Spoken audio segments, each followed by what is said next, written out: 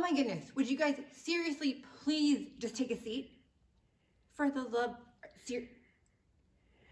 fine. You're not going to take, fine. Don't take a seat. Sit on your head for all I care. Fine. Two can play this game. I'm not going to take a seat either. I'm not taking one. Yeah, fine. I'm not taking a seat today. Don't take a seat. All right, we have a couple of announcements today. The first one is that we hope you guys are still watching the videos that we put up on the CMPC Cornerstone Youth Facebook page, the CMPC YouTube page, and Instagram. They're all the same videos, so just watch one. The church is also putting out other videos from staff and from elders, so make sure you're watching those. Tomorrow is the last day in our Galatians series. So if you have any questions about Galatians at all, whether it's a specific passage or kind of big picture question, make sure you text those to Dean or Sarah or I in the next little bit, probably by Thursday around noon, because then we'll make the video and we'll post it on Friday. And other than that, be on the lookout. We'll have another Zoom call for high school guys, middle school guys next week. Sarah's been staying in contact with you girls, so I trust that you already have that information. So that's all the announcements. Without further ado, the man, the myth, the legend, Dean Edson. All right, we are back for our quarantined Wednesday Night Alive with our series in the Psalms. And so today we're going to be discussing Psalm 125 and how it shows us the security that we have in the Lord. So go ahead and pause the video, take some time to read Psalm 125, and then we'll be right back. All right, now that you've read that, let's get into what it's actually talking about. So we'll look at two main things through this passage. One, what it says about God's people, and then two, what it says about God, which the psalmist in this passage refers to both as mountains. So first, the psalmist refers to God's people as Mount Zion. And I think this is very comforting for us to read as believers when we read that our faith is like a mountain and it's secure, especially since he says that it cannot be moved and that we will abide forever. So there's a book that I've been reading. It's called A Long Obedience in the Same Direction. It says this about being a Christian. Living as a Christian is not walking a tightrope without a safety net above a breathless crowd, many of whom would like nothing better than the morbid thrill of seeing you fall. It is sitting secure in a fortress. When we become believers, we aren't just we're not just waiting to fall away from our faith. We're inside in a fortress being protected and secure.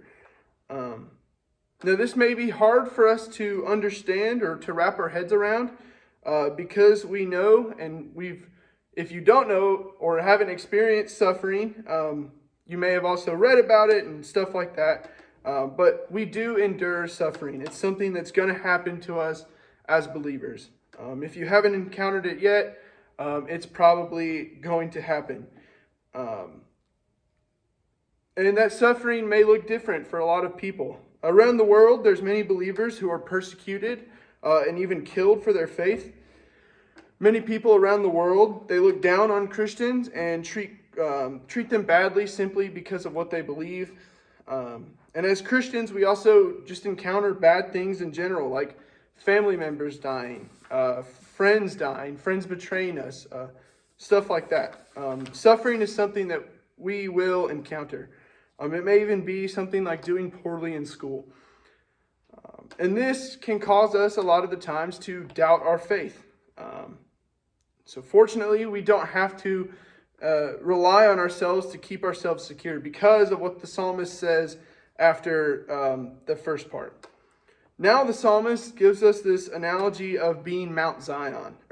So first he gave us the analogy of us being Mount Zion, but then he extends that analogy and talks about how geographically Zion is surrounded by many other mountains. And so the psalmist explains that just as the mountains surround Zion, God surrounds his people. So let's think about this. Do mountains ever move?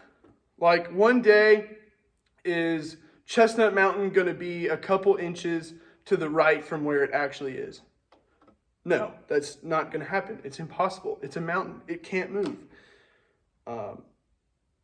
And so this shows us how secure we are in our faith and how secure God is surrounding us.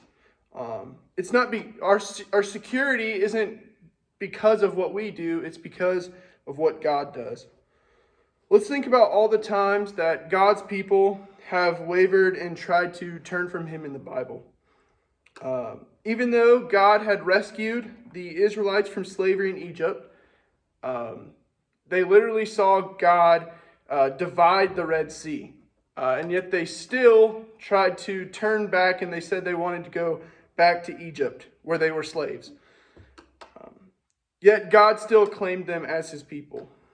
There's also countless times in the Old Testament where the Israelites are, where they attempt to turn from God. They start to worship false gods. They do so many bad things. They grumble and they complain, yet God still claims them as His people. And then we also see in the New Testament a guy named Peter. A lot of us know who Peter is. So Peter was one of the guys who followed Jesus around. He was the first to call Him Christ. Yet when the time came, Peter denied Jesus 3 times. However, this same person ended up preaching at Pentecost, which was one of the biggest days in redemptive history. And he was still considered God's people. God always claims them as His people. And so this also applies for us when we may doubt our faith or feel so caught up and tangled in our sin. We're still God's people, and He keeps us secure. So how does all of this apply to us today? Well, one of the main things that we talked about at the beginning was suffering. And we do need to remember that suffering is something that is going to happen. It's something that's bound to happen. But we need to also remember that God is still going to help us in those times, like Sarah talked about last week, with God helping us in those valleys. He doesn't help us when we're out. He helps us when we're in. So God surrounds us so that these things won't make us fall away from the faith. Our second thing is this. The book that I mentioned earlier, Long Obedience in the Same Direction, the author talked about how the Christian life is similar to that of a mountain climber. Not like the mountain climber, the old people, but the actual people that climb mountains. And so he talks about how they're always grouped together and they're roped together, so that way if one falls, they can pick each other back up. So one of the climbers may slip and fall, but since they are attached by a rope, the people that are attached to him can help pull them up and get their own footing. But sometimes multiple climbers may fall. And then that's when the veteran climber who had walked the strenuous trail before is able to keep all of them from falling. So this analogy means 2 things for us. One, we need to surround ourselves with people who can help us get back up when we start to waver or when we start to fall. So surround ourselves with believers who know our struggle and can help us when we need that help to get back up. But we also need to remember that veteran climber who helped all of the other climbers. And that veteran climber is Jesus. Jesus was a man. He was tempted in the wilderness. He faced things like hunger, thirst, fatigue, and all suffering. And so while we should use others to help us get back up, we primarily need to rely on God because Jesus knows exactly what that journey is like because He lived. All right, so that's all we have. Make sure you guys throw your trash away and put your pens in the box in the back.